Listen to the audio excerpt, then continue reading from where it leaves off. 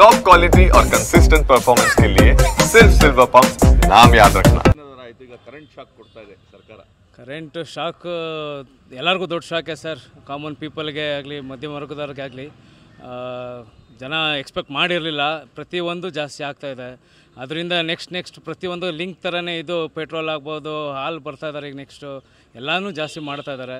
ದಿನಸಿ ಆಗ್ಬೋದು, ಪ್ರತಿಯೊಂದು ಇದು ಸ್ಮಾಲ್ ಫ್ಯಾಮಿಲೀಸ್ಗೆಲ್ಲ ತುಂಬ ಎಫೆಕ್ಟ್ ಆಗುತ್ತೆ. ಸೊ ನನಗೇನೋ ಇದು ಫ್ರೀ ಸ್ಕೀಮ್ಸ್ಗೆ ಇದನ್ನೆಲ್ಲ ಇನ್ಕ್ಲೂಡ್ ಮಾಡೋಕ್ಕೆ ಅಥವಾ ಅದನ್ನು ಪೂರೈಸೋಕ್ಕೋಸ್ಕರ ಇದು ಮಾಡ್ತಾಯಿದ್ದಾರೆ ಅಂತ ಅನಿಸ್ತಾ ಇದೆ. ಗೌರ್ಮೆಂಟ್ಗೆ ಏನಿಲ್ಲ, ಸ್ಮಾಲ್ ಫ್ಯಾಮಿಲೀಸ್ಗೆ ಮಧ್ಯಮ ವರ್ಗದವ್ರಿಗೆ ಈ ಥರ ಎಲ್ಲ ಬರೆ ಹಾಕ್ಬಿಡಿ ದಯವಿಟ್ಟು. ರಿಕ್ವೆಸ್ಟ್ ಏನಂದರೆ ನಾವು ಮೊದಲು ಹೆಂಗಿತ್ತು ಹಂಗೆ ಇರಲಿ ಅಂತ. ನಮ್ಗೆ ಯಾವುದೋ ಈ ಫ್ರೀ ಸ್ಕೀಮ್ಸ್ಗಳು ಬಿಟ್ಟು ಈ ಥರ ನಮಗೆ ಪೆನಾಲ್ಟಿ ಹಾಕ್ದಂಗೆ ಆಗ್ತಾಯಿದೆ ಇದೆಲ್ಲ.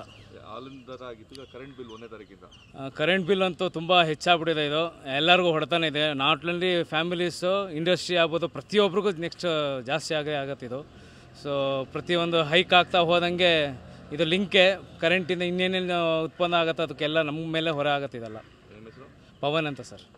ಸರ್ ಬನ್ನಿ ಸರ್, ಈಗ ಹಾಲಿನ ದರ ಆಯಿತು 1ನೇ ತಾರೀಕಿಂದ ಕರೆಂಟ್ ಬಿಲ್ ಸಹ ಜಾಸ್ತಿ ಆಗ್ತದೆ ಅಂತೇಳಿ ಒಂದು ಕಡೆ ಫ್ರೀ ಕರೆಂಟ್ ಅಂತಾರೆ ಸರ್. ಈಗ ಒಂದಾಯ್ತು ಒಂದು ಮಾಡ್ಕೊ ಬರ್ತಾ ಇದ್ದಾರೆ ಕರೆಂಟ್. ಈಗ ನೆಕ್ಸ್ಟ್ ಕರೆಂಟ್ ಆದಮೇಲೆ ನೆಕ್ಸ್ಟ್ ಬಸ್ಕೊಯ್ತಾರೆ. ಈಗ ಮಧ್ಯಮ ವರ್ಗ ಜನಕ್ಕೆ ತಲೆ ಮೇಲೆ ಚಪ್ಪಡಿ ಎಳೆದ್ಬಿಟ್ಟಿದ್ದಾರೆ. ಈಗ ಆಲ್ರೆಡಿ ಮುಗಿದೋಯ್ತು. IT ಕಟ್ಟೋರು, ದುಡ್ಡು ಕಟ್ಟೋರಿಗೆ ಎಲ್ಲಾರು ಕಿತ್ತಿ ಮಧ್ಯಮ ವರ್ಗದವ್ರಿಗೆ ಏನೂ ಸಿಗ್ತಾಯಿಲ್ಲ.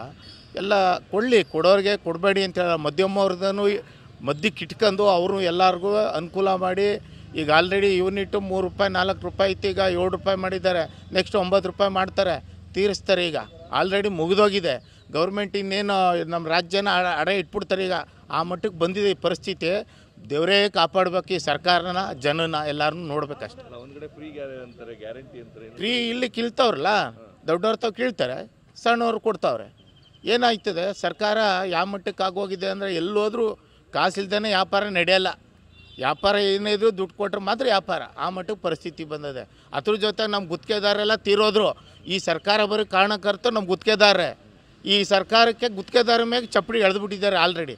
ಇನ್ನೇನು ಮುಡಿಕಂದ ಕರೆಂಟು ಇನ್ನು ಮುಗೀತು. ಕರೆಂಟ್ ಒಂದು ₹7 ನೀವು ನೆಕ್ಸ್ಟ್ 9 ಮಾಡಿದ್ರು 12 ಮಾಡಿದ್ರು ಕಟ್ಟಲೇಬೇಕು. ಪರಿಸ್ಥಿತಿ ಇಲ್ಲ, ಕಟ್ ಮಾಡ್ತಾರೆ.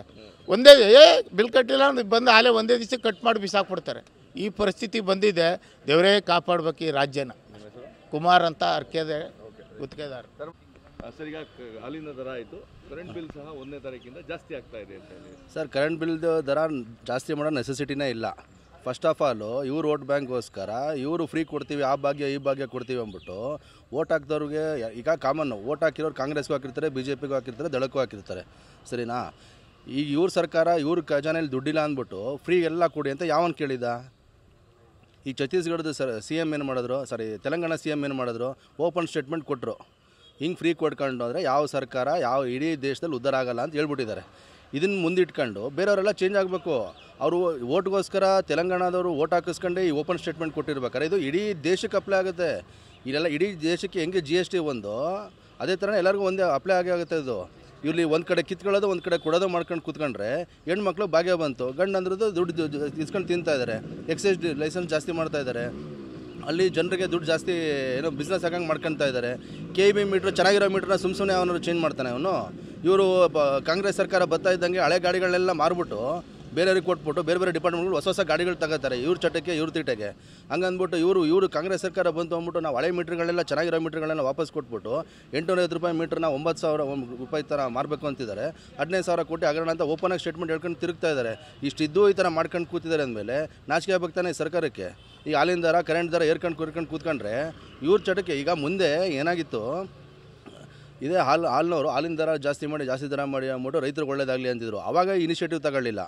ಈಗ ಇವ್ರ ಚಟಕ್ಕೆ ಎಲ್ಲೆಲ್ಲಿ ಸೋರ್ಸ್ ಆಫ್ ಇನ್ಕಮ್ ಎಲ್ಲೆಲ್ಲಿ ಬೇಕೋ ಅದನ್ನೆಲ್ಲ ಮಾಡ್ಕೊಂಡು ಕೂರೋಕ್ಕೋಸ್ಕರ ಹಾಲಿನ ದರ ಜಾಸ್ತಿ ಮಾಡ್ಕೊಂಡು ಕೂತಿದ್ದಾರಲ್ಲ, ಮಧ್ಯಮ ವರ್ಗದವರಿಗೆ ಏಟ್ ಬೀಳೋದಿಲ್ವ ಇದು? ಈಗ ರೈತರು ಸುಮ್ಮನೆ ಇದ್ದಾರೆ, ಇವ್ರು ಬೇಕಂತ ದುಡ್ಡು. ಇದೇ ಲೆಕ್ಕಾಚಾರ ಇದು? ಖಂಡಿತ ಸರ್, ಖಂಡಿತ. ಈಗ ಮಾಡೋ ಕೆಲಸನೇ ಮಾಡದೇ ಇರೋರು ಇವರು.